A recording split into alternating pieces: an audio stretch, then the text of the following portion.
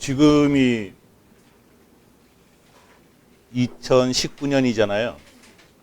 근데 2040년대가 되면은 인공지능이 인간 지능을 능가한대요. 그럼 어떤 일이 벌어질까요? 진짜 잘 모르죠. 그래서 체스는 경우의 수가 단순해요. 그래서 컴퓨터가 체스를 이길 때까지만, 인공지능이 체스를 이길 때까지만 해도 그거는 있을 수 있는 일이라고 생각을 했어요. 그래서 그 체스라는 게 결국은 가로, 세로 9줄에 지나지 않는단 말이에요. 그래서 체스는 인공지능이 충분히 이길 수도 있어. 그랬는데 재작년인가? 체스가 바둑을 이겼잖아요. 이세돌이라는 세계 1인자를 꺾었습니다. 근데 바둑은 체스하고 달리 따낸데 잡아낸 영역에도 또 돌이 들어갈 수가 있는 거예요. 또 둘 수가 있단 말이에요. 그래서 경우의 수가 무한이라고 했어요. 그래서 무한의 영역은 인간만이 할 수 있다고 그랬는데 알파고가 이세돌을 꺾어버렸죠. 이까지만 해도 기절할 것 같아요. 도대체 셀프 학습, 셀프 러닝이라는 게 뭔지도 잘 모르겠는데 어떻게 컴퓨터가 바둑을 이길까? 정말 놀랍잖아요. 근데 이걸 뛰어넘어서 2040년대가 되면 지능 자체가 인공지능이 인간 지능을 능가한대요. 그러면 불멸의 시대가 올지도 몰라요. 사람은 죽지 않을지도 몰라요. 장기도 다 갈아버리면 되니까. 진짜 엄청난 사건이죠. 그럴 때 사람은 어떤 존재냐. 이거 정말 옛날부터 모든 철학자들이나 지혜 있는 사람들이 탐구를 했던 영역이잖아요. 그러면서 늘 우리는 사람이 뭔가에 관심이 많은 거예요. 도대체 사람은 왜 그렇게 행동하는가? 나는 왜 그렇게 행동하는가? 자극이 있으면 이 자극이 어떻게 뇌를 자극하는가? 뇌는 컴퓨터가 아닐까? 정말 부단히 고민을 하는 거잖아요. 그런데 아무도 몰라요. 그걸 어떻게 알겠어요? 그래서 극단적으로는 인간은 기계라는 사람들까지 있어요. 자극이 들어가면 분명히 뇌신경을 자극할 거고 뇌신경은 행동하게 만들 거야. 아주 단초적인 예는 파블로프의 개잖아요.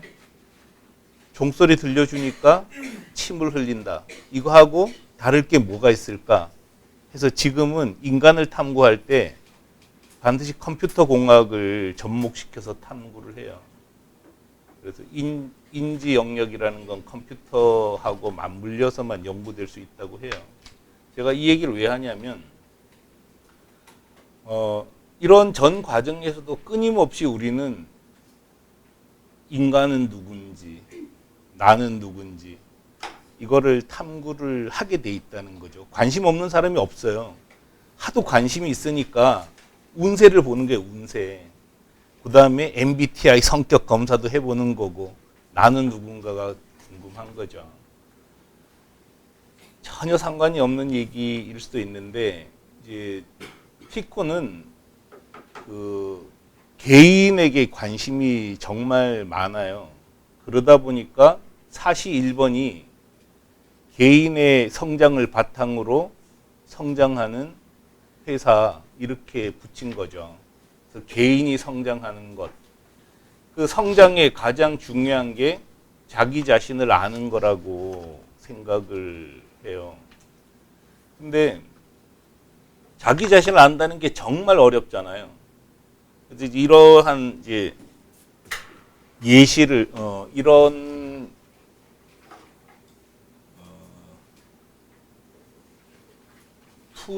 풀이라고 하긴 힘든데 이게 사람 마음을 이렇게 분석한 경우도 있어요. 뭐냐면 조라는 사람하고 할이라는 사람이 이렇게 자기 나름대로 인간은 이럴 거야 하고 만들어 놓은 거죠. 조할이란 한 사람이 아니고 조와 할이에요. 그 부부인가 그럴 거예요 아마. 사람은 마음에 네 가지가 있대요. 하나는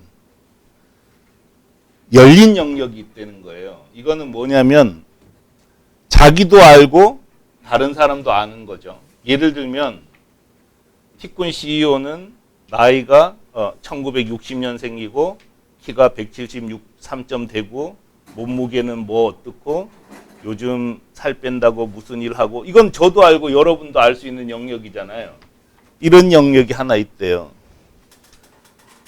또 하나는 뭐 이름이 김종박이고 이런 것도 다 이제 열려 있는 영역이에요. 근데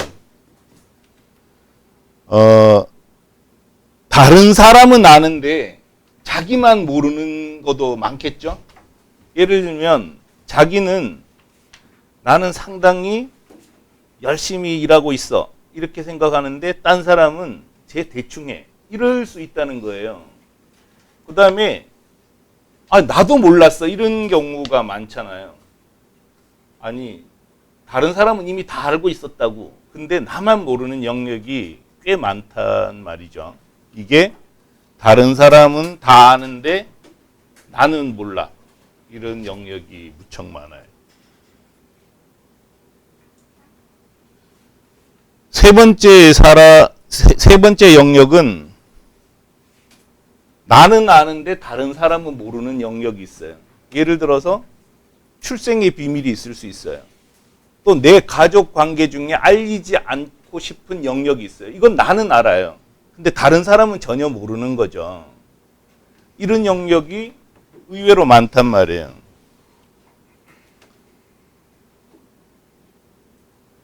예를 들어서 정말 말하고 싶지 않은 상처를 받은 적이 있어. 내가 누구로부터.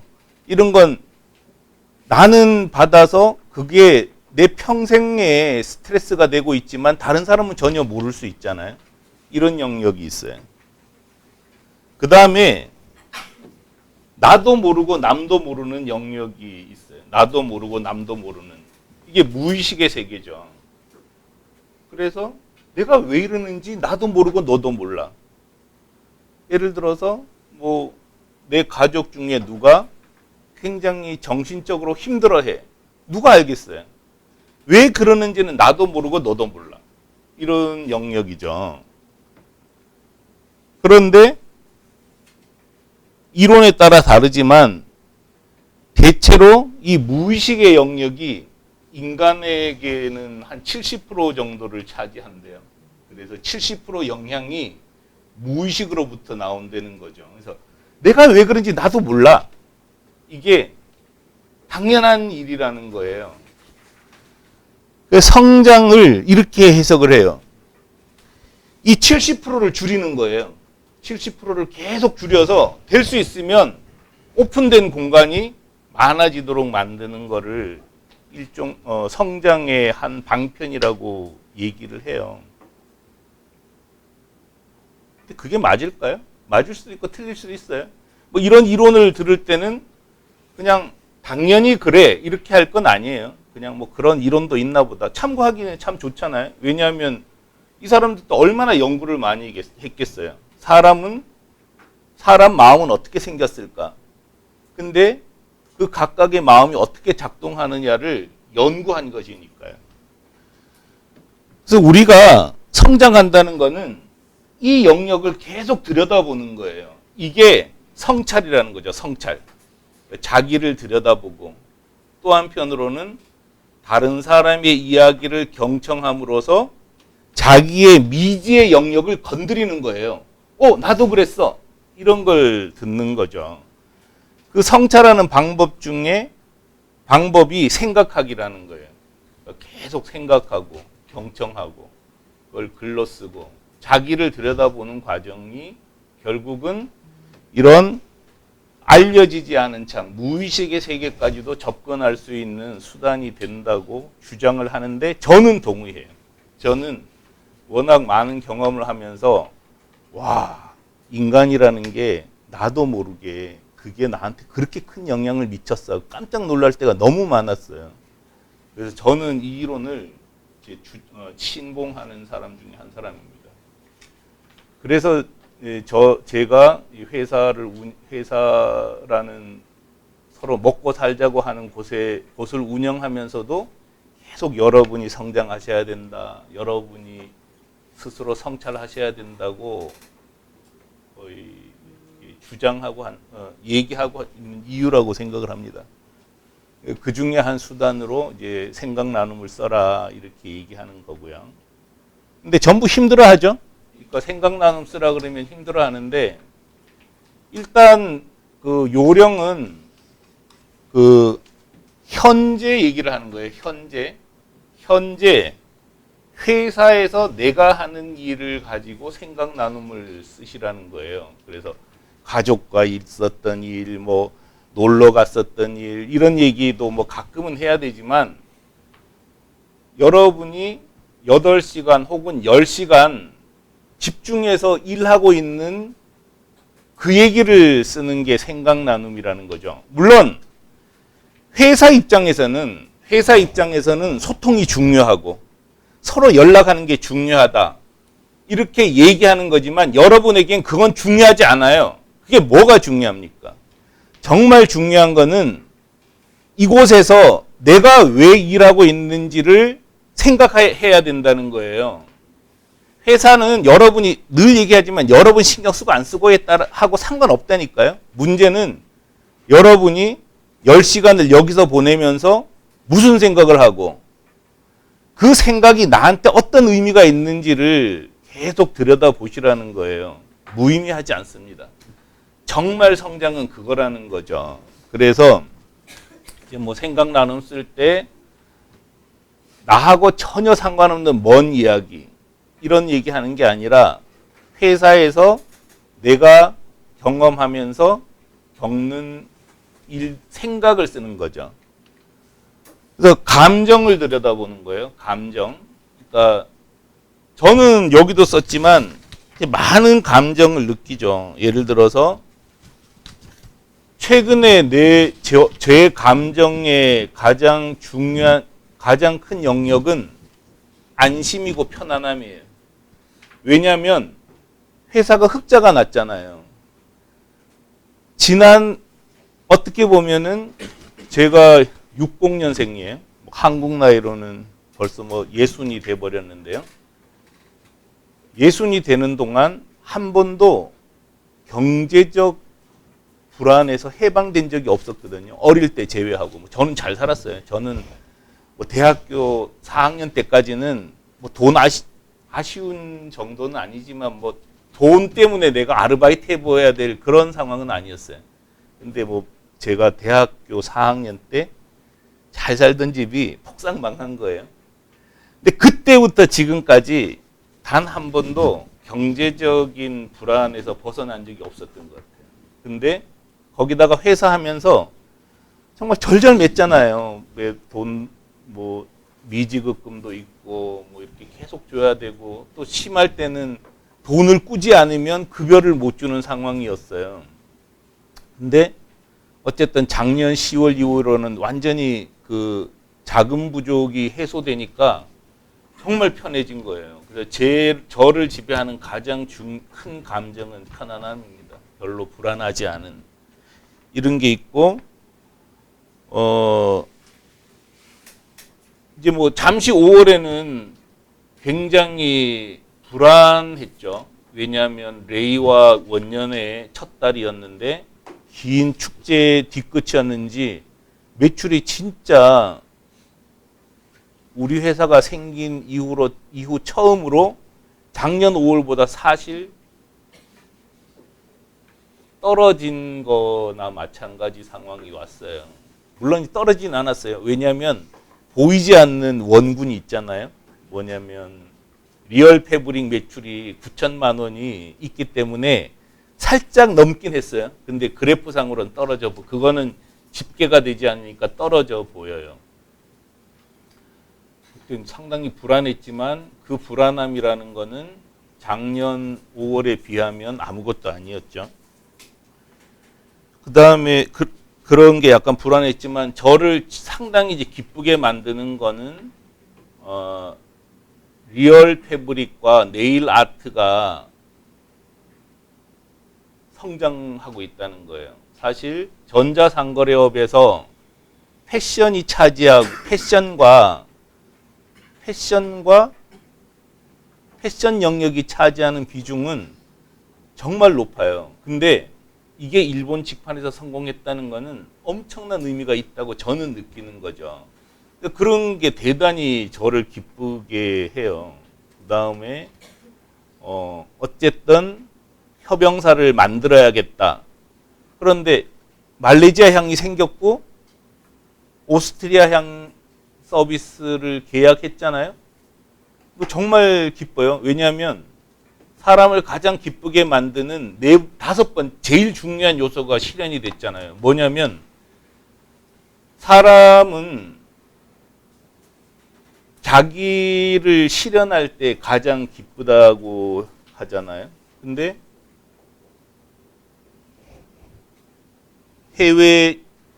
일본 외 루트를 개척하겠다는 그 꿈이 이루어지고 있는 거잖아요. 정말 기쁘죠.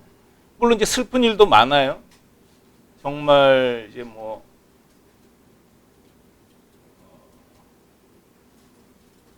그런 일이 없었으면 좋았을 텐데 있었던 일, 이런 건 정말 좌절하게 만들어요. 저를 좌절하게 만들고 이러면서 하루에도 수십 번씩 기쁜 일과 슬픈 일, 그 다음에 분노하기도 하죠. 화가 나기도 하고, 그 다음에 너무나 사랑스러운 일을 만나기도 하고, 그 다음에 미움도 생기고, 그 다음에 욕망이 일어나는 것도 느끼고, 두려움도 생기고, 이게 계속 하루 종일 시도 때도 없이 올라온단 말이죠.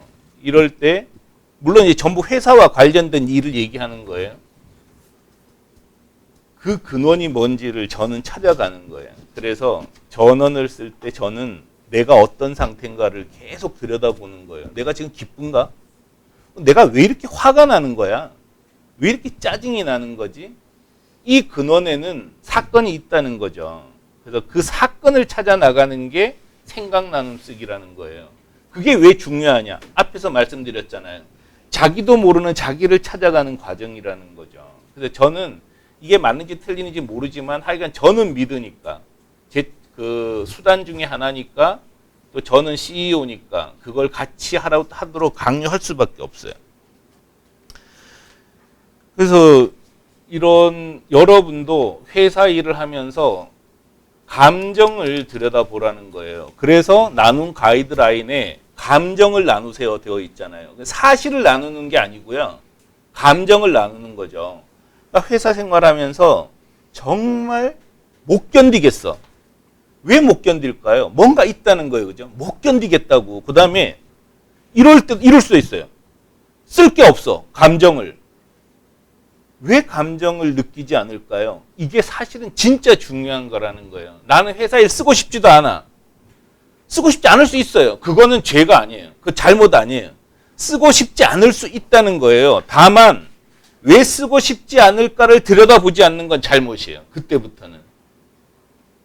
그런 뜻이라는 거죠. 그래서 감정은 결코 선악이 없어요. 내가 널 죽이고 싶어. 이런 감정 자체는 비난받으면 안 된다는 거예요. 죽이고 싶은 마음이 들었는데 죽였을 때 문제인 거지, 그런 마음이 드는 거는 정상이라는 거예요. 아니, 내 애도 죽이고 싶은데 어떤 때 정말 진짜 그런 마음이 들잖아요. 하나밖에 없는 내 딸도 제발 너 나 안 봤으면 좋겠다 이런 생각 든단 말이에요. 근데 안 보면 문제지만 그런 마음이 드는 거를 얘기를 해야 된다는 거야. 근데 집안일까지 회사에다 얘기할 수는 없어요. 너무 위험해. 나를 지켜주지 않아. 그렇지만 회사 일은 얘기해도 된다는 거예요.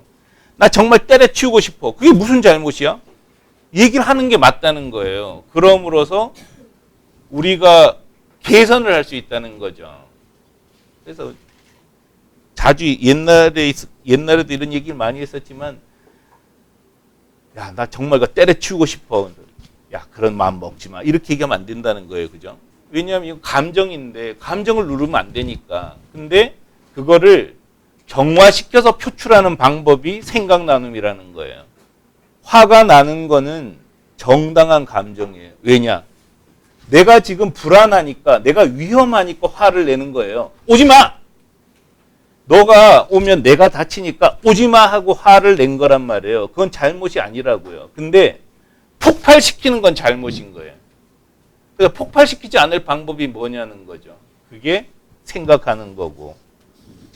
그걸 더 잘하는 방법이 생각 나눔을 쓰는 거죠. 근데 그 감정을 계속 들여다보라는 거고요.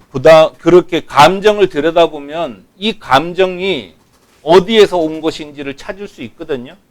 잘 못 찾을 수도 있어요. 근데 찾는 연습을 하는 거예요. 그게 성찰이잖아요. 내가 왜 이러지? 이런 훈련을 자꾸 하는 거예요. 감정의 근원을 찾아 나가는 거죠. 근데 놀라운 거는 감정은 때로는 생각은 있잖아요. 하는 게 아니라는 거예요. 나는 거예요. 그죠? 그런 마음이 나는 거잖아요. 저 사람을 사랑하는 마음이 나는 거지 사랑하려고 하는 건 아니잖아요.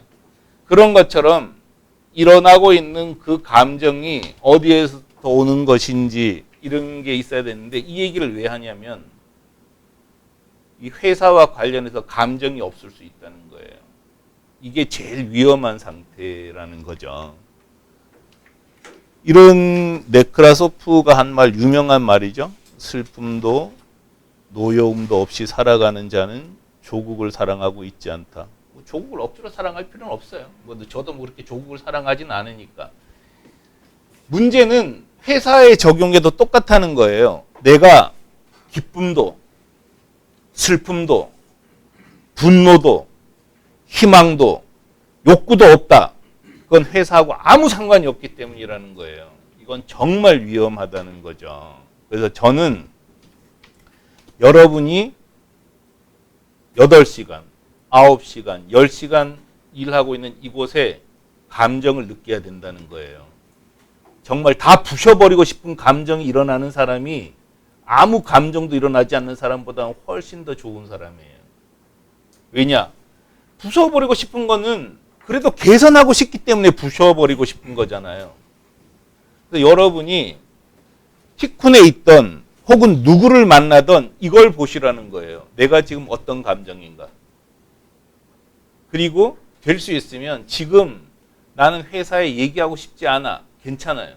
그런 거는 괜찮아요. 근데 그 얘기를 하시라는 거예요.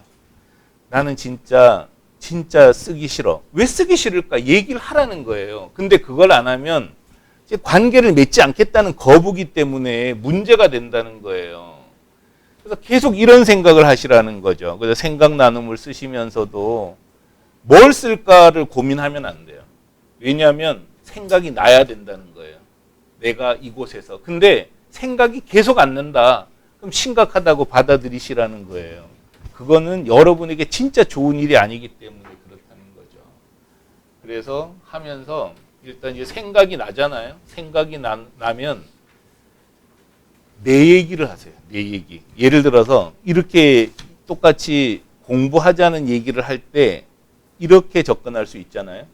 공부해야 됩니다는 얘기를 하는 것하고 나는 책을 읽으세요. 이렇게 이제 간부들이 흔히 하는 게 그거죠. 책 읽으세요. 이렇게 얘기하는데 그렇게 하지 말고 나는 어떻게 책을 읽었냐를 써주라는 거예요. 그래서 저도 한번 쓰려 그래요. 뭐냐면은 나한테 정말 큰 영향을 미쳤던 책들이 있거든요. 대학교 때부터 해서 저는 진짜 책을 읽은 게 대학교 때부터니까 그 전에도 읽었지만 그건 의미가 없고 그 중에 정말 중요한 책을 한번 소개를 해보려고 해요. 그런 경험 나눔이잖아요. 그런 걸 통해서 내가 독서를 하면서 어떻게 성장했는지를 정리하는 게 다른 사람들에게도 나를 정리하면서 다른 사람들에게도 도움을 준다는 거죠. 그래서 착하게 살아 이러지 말고 내가 어떻게 착하게 사느냐를 얘기하는 거고요. 그 다음에 계획을 세우세요. 이렇게 얘기하는 게 아니라 나는 어떤 계획을 세우고 있느냐를 얘기하는 게 내 얘기를 하는 거라는 거죠. 이게 아시겠죠? 그 유명한 아이메시지 기법이란 건 아시겠죠? 아이메시지는 너 이렇게 해. 이 얘기 절대 하지 말라는 거예요. 그래서 그렇게 하기 되게 힘들어. 애가 막 나를 화나게 해. 그럼 아이메시지 기법을 쓰면 너가 그렇게 행동했기 때문에 내가 화가 나. 이렇게 얘기하라는 거예요. 그게 되냐고. 야, 너 왜 그래? 이게 급한데. 근데 어쨌든 우리 기법이 그거잖아요. 내 얘기를 하는 거예요. 내 얘기. 그럼으로써 여러분 자신이 회사에서 어떤 마음인지를 들여다보고 그 얘기를 하고 그걸 나눔으로써 다른 사람을 도와주는 거예요. 왜냐하면 나도 그렇게 느꼈어. 이거 정말 중요한 거거든요. 그게 나도 모르는 나를 발견하는 가장 빠른 방법이래요. 그래서 우리가 이 생각 나눔, 이 나눔할 때 들어주셔서 감사합니다고 하는 거는 정말 내가 얘기를 함으로써 내 속에 있었던 많은 어려움들을 해소하게 도와줘서 감사하다는 뜻이고요. 나눠줘서 감사하다는 거는 나도 몰랐던 나를 발견하는 계기를 심어주고 있기 때문에 나눠주셔서 감사합니다. 이렇게 표현을 하는 거예요. 그래서 회사에서 계속 생각 나눔 쓰라고 얘기하는 거는 그저 회사가 뭘 하는지 알고 싶어서도 아니라는 거예요. 그리고 그런 거로 쓸 거면 안 써도 얘기하지 않을게요. 다만 여러분 자신은 성장했으면 좋겠거든요. 성장하고 또 여러분 자신을 발견했으면 좋겠고요. 그런 면에서 생각 나눔 쓰라는 거니까 좀 좀 잘 받아들여 주시고요. 나쁜 게 아니잖아요. 나쁜 게 아니고 또 부당한 지시도 아니고 하니까 못 이기는 척하고 억지로 쓰시기 바랍니다. 쓰셔서 그렇게 해 나가면 우리가 각자도 성장하고 그 조직 전체도 엄청나게 성장하게 될 거예요. 그 소통도 잘 돼 나갈 거고요. 그래서 생각이 잘 안 날 때는 늘 그 생각하셔요. 내가 여기서 지금 뭘 하고 있을까 이 생각을 하셔요. 그런 목표가 뚜렷하면 저절로 화가 나게 돼 있거든요. 잘 안 되는 나 때문에. 그 목표가 뚜렷하면은 쟤 때문에도 화가 나긴 해요. 나는 이렇게 열심히 하는데 쟤는 왜 저럴까 이런 생각이 나기도 한다고요. 근데 그 모든 기준은 내가 여기서 살아가는 게 의미가 있을 때예요. 여기서 살아가는 게 아무 의미가 없으면 생각 안 나게 돼 있단 말이에요. 계속 그렇게 생각을 하면서 같이 성장해 나갔으면 좋겠습니다. 자, 끝이고요.